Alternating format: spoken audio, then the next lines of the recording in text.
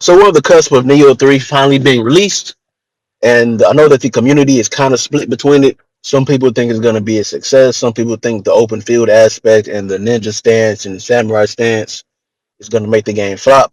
But I have some stats that will hopefully change your mind. Let's get into it. So the first one we have is how would you rate your overall experience with the Neo 3 Alpha demo?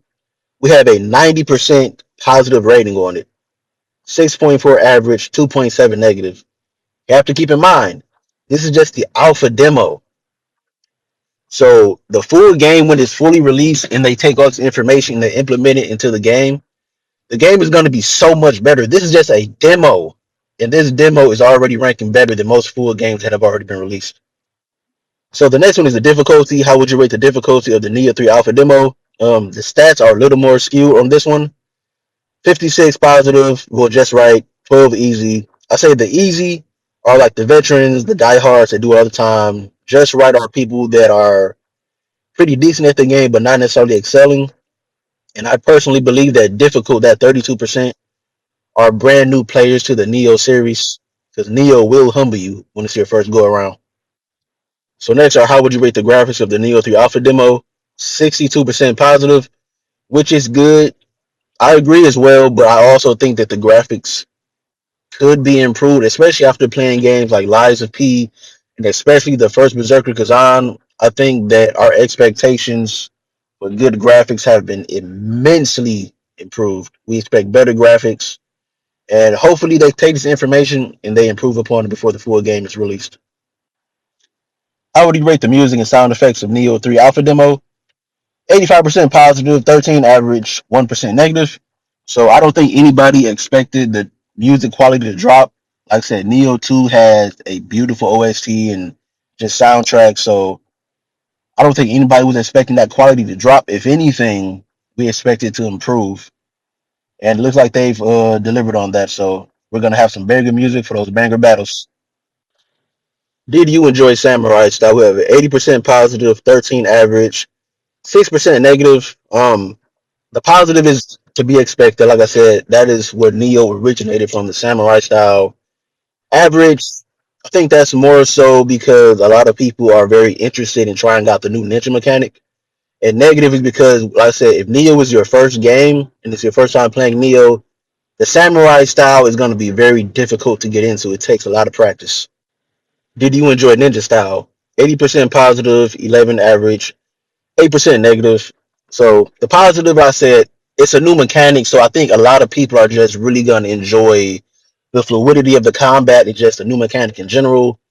Average, I say that some people that are more so samurai stands, and negative because it's there are two different types of builds, so they're going to play very differently. So it's going to take a little bit of a learning curve to really get into each style.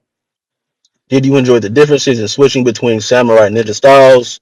70% positive, 14 average, 14 negative. So the positive, I think it gives, a refreshing gameplay style, more options and different variety in combat. Average are people that are kind of in between. They can kind of take or leave it.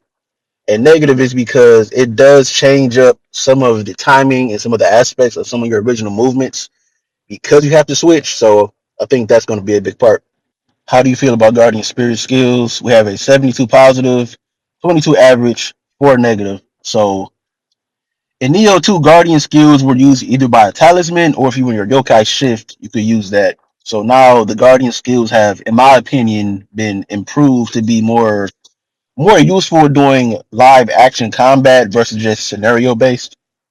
And it seems a lot more fluent, so you actually can combo into these Guardian skills, at least in my opinion. How do you feel about living artifacts? We have a 77 positive, 19 average, 3 negative.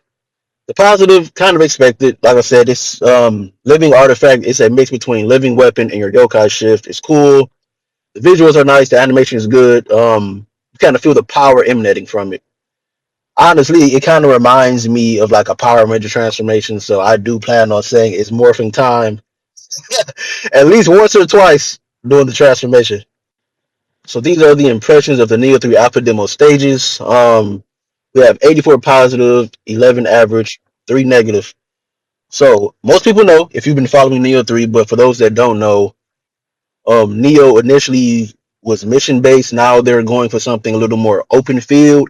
It's not necessarily open world, but I would say semi open world a little bit. They're expanding the stages, making them a little more organic versus mission based. Okay, so these are the impressions for the demo's co-op expedition mode. 80% positive, 16 average, 3 negative. The positive is very good for people that want to run through the missions. Well, the game as co-op is no longer really necessarily mission based, open field. So the co-op, it seems to be going pretty fluent, and I think it's going to be very good. I think they're going to improve on some things from Neo 2 to make it run smoother. The tutorials feel comprehensive enough. We have a 75 positive, 13 average, 11 negative. So I personally believe that the Neo tutorials are pretty good. It gives you a good baseline and understanding of how you should approach combat and kind of the difficulty gap between you and the enemies. But I think we can all agree that the real tutorial in Neo in any Souls games are the losses. You're learning from your mistakes, trying new things, and just really adapting to the combat.